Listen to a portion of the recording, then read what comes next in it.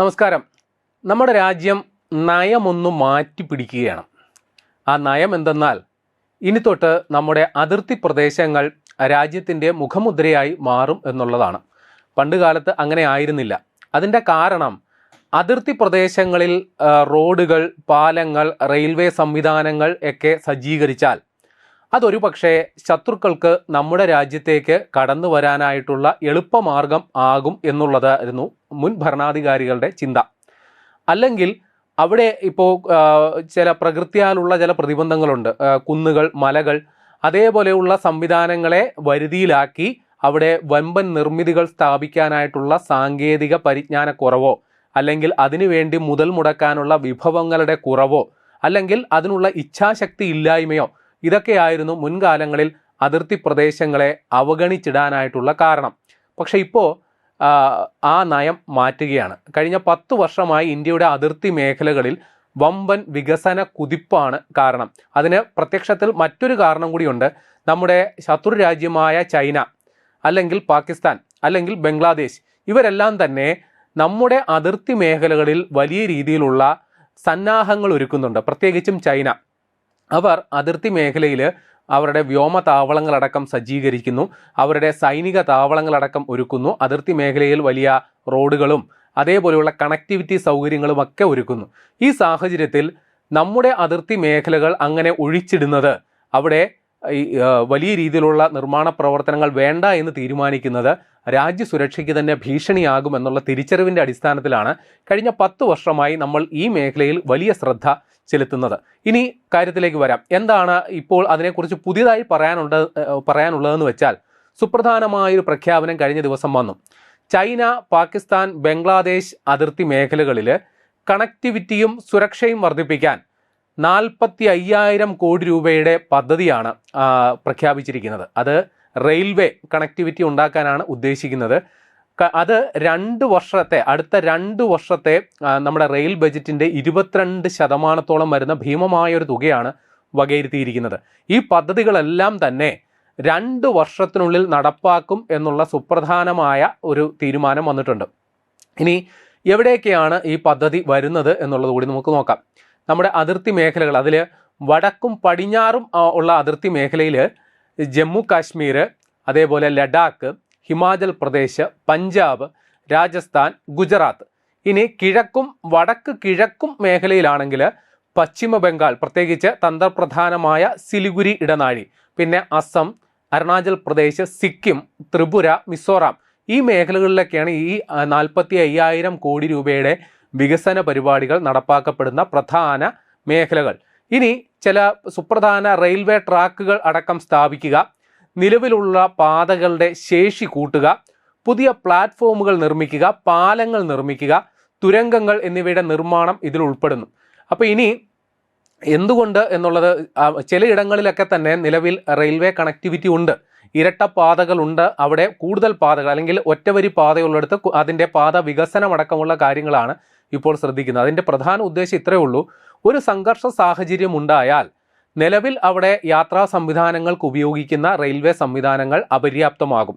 സൈനിക നീക്കം സുഗമമായി നടത്തുക, അതോടൊപ്പം തന്ത്രപ്രധാനമായ ആയുധങ്ങളെ എത്രയും വേഗം വിന്യസിക്കുക.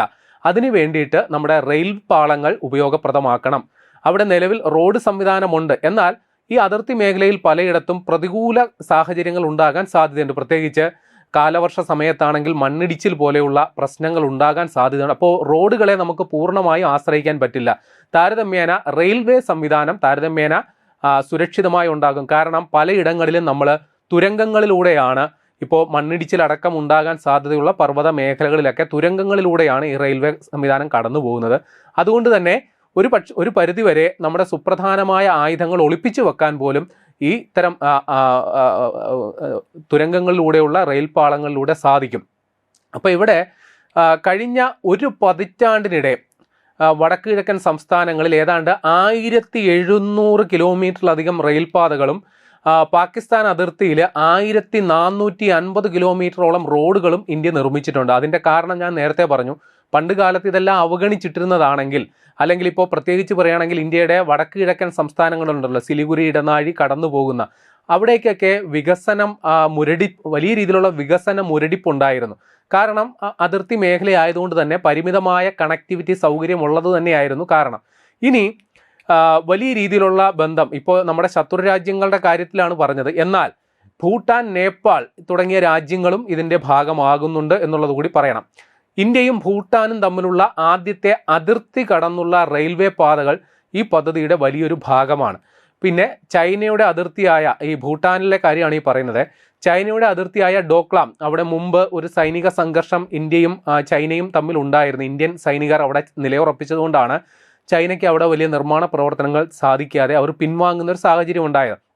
അപ്പോൾ അവിടെ ഈ ഡോക്ലാം എന്ന് പറയുന്ന ത്രിരാഷ്ട്ര ജംഗ്ഷൻ, അവിടെ സുരക്ഷ ശക്തമാക്കാൻ ഈ പുതിയ റെയിൽപാത സഹായിക്കും. അതോടൊപ്പം അസമിലെ കൊക്രാജാറിനെ ഭൂട്ടാനിലെ ഗലേഫുവുമായി ബന്ധിപ്പിക്കുന്ന 69 കിലോമീറ്റർ നീളമുള്ള പാത, പിന്നെ ആ പാതയെ ഭൂട്ടാൻ നിർമ്മിക്കുന്ന മൈൻഡ്ഫുൾനെസ് സിറ്റി പ്രൊജക്റ്റിലോട്ട് നേരിട്ട് കണക്ടിവിറ്റി സൗകര്യവും ഒരുക്കുന്നുണ്ട്. ഇനി ബംഗാളിലുമായിട്ട് നോക്കുമ്പോൾ പശ്ചിമ ബംഗാളിനെ ഭൂട്ടാനിലെ വ്യവസായ നഗരമായ സാംസെയുമായി ബന്ധിപ്പിക്കുന്ന 20 കിലോമീറ്റർ പാത, പിന്നെ ഖുനിയ മോറെ ജൽദാക്ക ലൈൻ, അത് ഇന്ത്യ ഭൂട്ടാൻ അതിർത്തിക്ക് തൊട്ടടുത്തേക്ക് സൈനിക സന്നാഹങ്ങളും ചരക്കുകളും എത്തിക്കാൻ പശ്ചിമ ബംഗാളിൽ പുതിയതായി അനുമതി നൽകിയ ഒരു 17 കിലോമീറ്റർ പാതയാണ്. അപ്പോൾ ഈ തരത്തിലൊക്കെയാണ് നമ്മൾ നടപടി എടുത്തേക്കുന്നത്. ഇനി ബീഹാറിലെ റെക്സോളിൽ നിന്ന് നേപ്പാൾ തലസ്ഥാനമായ കാഠ്മണ്ഡുവിലേക്ക് നീളുന്ന തന്ത്രപ്രധാന റെയിൽപാത, ഒപ്പം ചൈന നേപ്പാളിലേക്ക് നടത്തുന്ന റെയിൽവേ നിർമ്മാണങ്ങൾക്ക് പകരം അതിനൊരു മറുപടി എന്ന നിലയിലാണ് നമ്മൾ നേപ്പാളിലേക്ക് ഇത്തരത്തിലൊരു റെയിൽവേ കണക്ടിവിറ്റി കൊണ്ട് ഉദ്ദേശിക്കുന്നത്. ഇനി ഇന്ത്യയെയും വടക്ക് കിഴക്കൻ സംസ്ഥാനങ്ങളെയും ബന്ധിപ്പിക്കുന്ന ഇടുങ്ങിയ സിലിഗുരി പാത, അത് നമുക്ക് ഒരു വലിയ ഒരു വെല്ലുവിളിയാണ്. അവിടെ ഏതെങ്കിലും തരത്തിലൊരു സംഘർഷമുണ്ടായാൽ, ഒരു പക്ഷേ ആ പാത താൽക്കാലികമായി നമുക്ക് അടയ്ക്കേണ്ടി വരുന്ന ഒരു സാഹചര്യം ഉണ്ടായാൽ നമ്മുടെ വടക്ക് കിഴക്കൻ സംസ്ഥാനങ്ങളിലോട്ടുള്ള നമ്മുടെ ഒരു കണക്ടിവിറ്റി പോകും.